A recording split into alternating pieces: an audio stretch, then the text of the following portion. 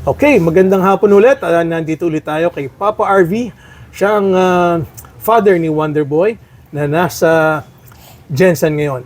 Papa RV, ikaw nagpaalala sa akin na umabot pala ng finals si Wonderboy sa Jensen last year. Yes, sir. Sino-sino mga tinalo niya, Papa RV, sa Jensen? Si Pau Pau. Si Pau Pau. Oh, kilala ka yan.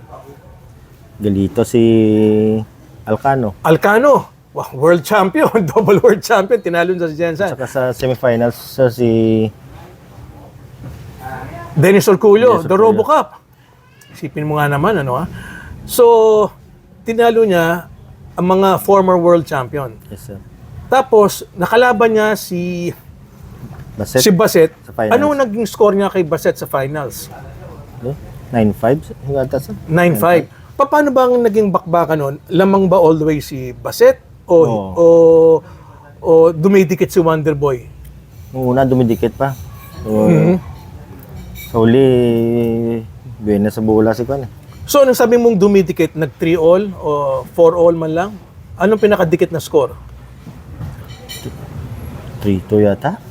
Yun ang pinakadikit. Oo. Alam mo yung si Baset na yan, hindi ko makakalimutan yan dahil nung player ko pa si Carlo Biado, hindi kami manalo dyan.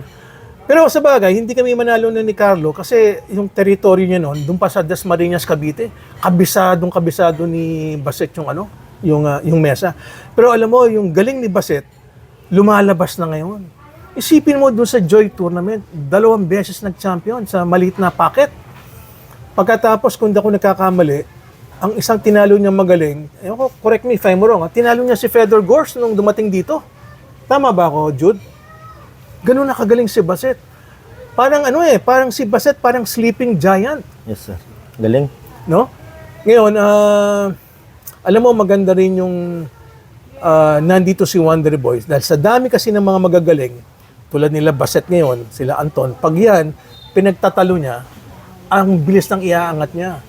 Yun ang rason kung bakit yung ibang countries nagpupunta yun sa Pilipinas para lang makalaban ng Pilipino. Kaya magandang training ground talaga ang Philippines eh. Kaya hindi ko natatanungin yung pangalan ng